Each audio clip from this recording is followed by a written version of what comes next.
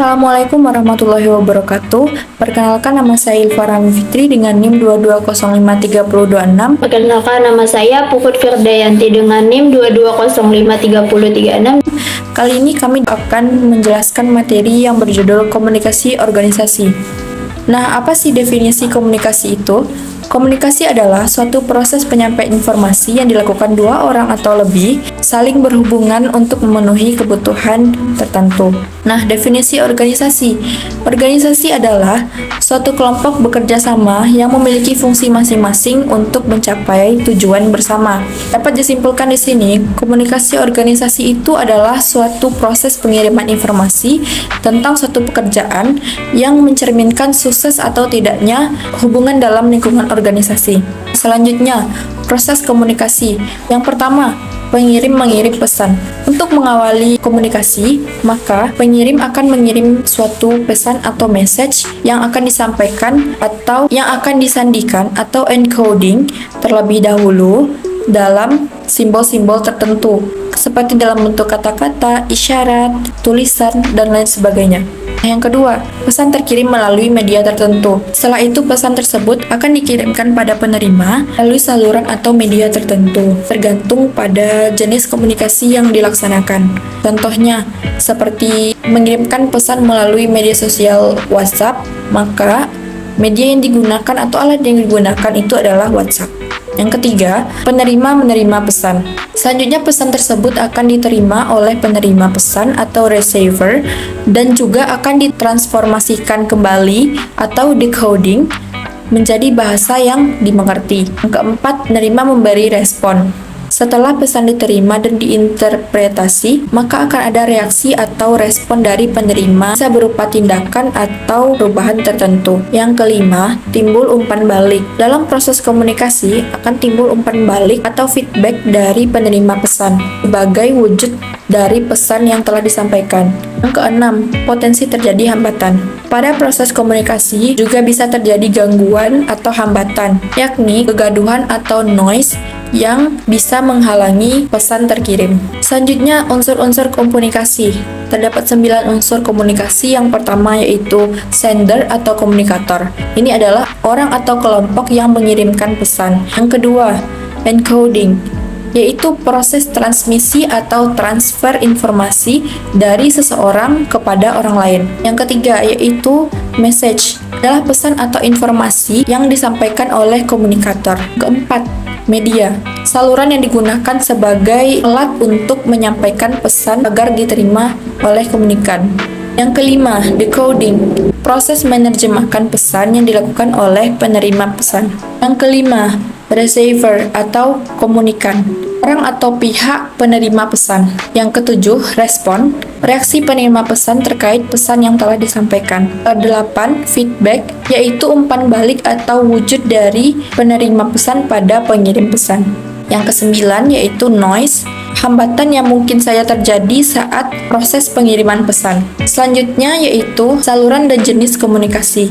Apa sih saluran komunikasi itu? Saluran komunikasi adalah alat yang digunakan untuk memberikan pesan dari komunikator kepada komunikan sebagai penerima pesan. Saluran komunikasi ini terbagi menjadi dua, yaitu saluran komunikasi organisasi formal dan saluran komunikasi organisasi informal. Saluran komunikasi organisasi formal adalah komunikasi yang terjadi dengan persetujuan resmi organisasi atau peraturan organisasi tersebut dan berisi hal-hal yang berhubungan dengan kinerja dan produktivitas organisasi. Saluran komunikasi ini terbagi menjadi 4, yaitu yang pertama, komunikasi dari atas ke bawah.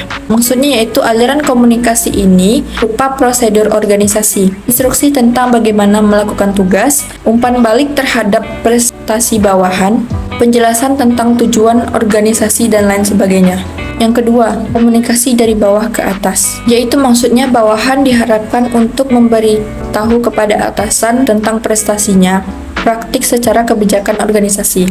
Berbentuk laporan tertulis atau lisan, kotak saran, pertemuan kelompok, dan lain sebagainya. Yang ketiga, komunikasi horizontal. Bentuk komunikasinya adalah orang-orang yang memiliki hierarki yang sama dalam suatu organisasi. Misalnya komunikasi yang terjadi antara manajer bagian pemasaran dengan manajer. Keempat, komunikasi diagonal. Bentuk komunikasi ini adalah orang-orang yang memiliki hierarki yang berbeda dan tidak memiliki hubungan kewenangan secara langsung. Contohnya komunikasi antara manajer bagian pemasaran dengan kepala subbagian pengendalian mutu.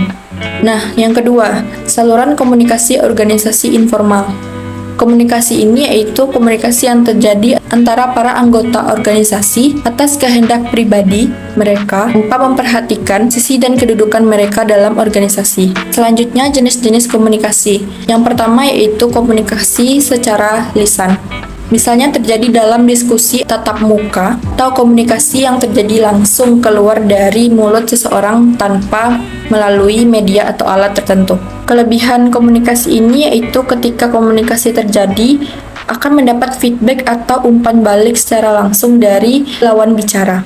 Kelemahan komunikasi ini yaitu harus terlatih dalam berbicara karena dalam melakukan komunikasi secara lisan tidak dapat memilih kata-kata mana yang cocok untuk digunakan. Yang kedua yaitu komunikasi tulisan. Komunikasi ini membutuhkan media tertulis, contohnya seperti surat atau menulis memo, dan juga bisa melalui email. Nah, untuk materi berikutnya akan disampaikan oleh rekan saya. Ini saya akan menjelaskan yaitu tentang hambatan dalam menciptakan komunikasi yang efektif. Pengertian dari hambatan adalah sesuatu yang dapat menghalangi kemajuan atau pencapaian dalam suatu hal. Sedangkan komunikasi yang efektif adalah komunikasi yang terjadi apabila pesan yang diberitahukan komunikator dapat diterima dengan baik atau sama oleh komunikan, sehingga tidak terjadi salah persepsi. Berkomunikasi efektif berarti bahwa komunikator dan komunikas sama-sama memiliki pengertian yang sama tentang suatu pesan. Secara garis besar ada 3 jenis hambatan di dalam komunikasi efektif, yakni hambatan fisik, semantik, dan hambatan psikologis. Yang pertama yaitu hambatan fisik adalah dalam proses komunikasi yaitu pada alat komunikasi yang digunakan, sehingga informasi yang ditransmisi lewat alat komunikasi tersebut mengalami kerusakan. Contohnya yaitu seperti hambatan fisik dalam komunikasi yaitu seperti gangguan stasiun televisi dan radio, gangguan sinyal internet, serta kerusakan yang telepon yang mengakibatkan suara menjadi terputus-putus atau bising. Yang kedua yaitu hambatan semantik dalam proses komunikasi adalah gangguan yang diakibatkan oleh timbulnya perbedaan makna antara komunikator dan komunikan. Hambatan semantik juga bisa diartikan sebagai hambatan komunikasi karena kesalahan penggunaan bahasa sehingga menimbulkan perbedaan atau kesalahpahaman makna antara komunikator dan komunikan.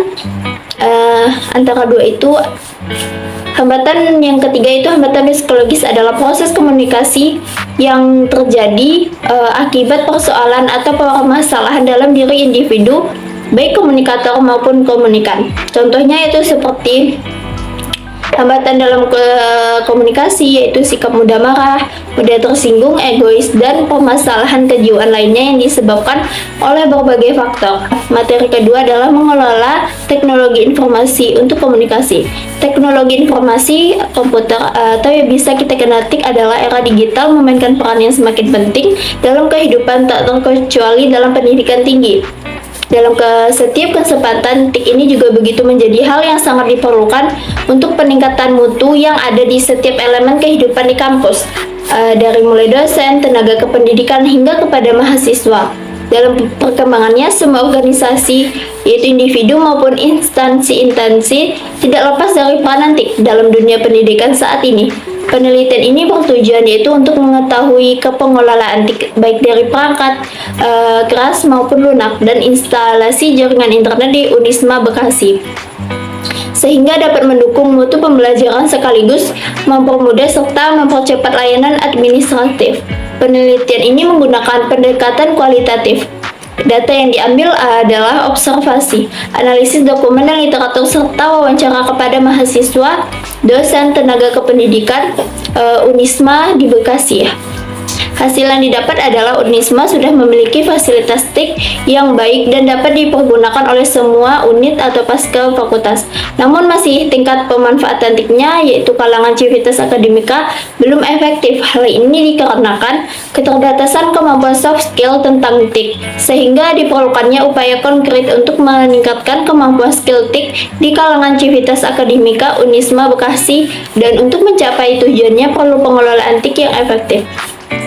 Sekian materi yang dapat kami sampaikan. Apabila ada kesalahan, kami mohon maaf. Bagi teman-teman yang ingin menambahkan materi atau ingin mengajukan pertanyaan, kami silahkan di dalam forum diskusi. Sekian dari kami. Assalamualaikum warahmatullahi wabarakatuh.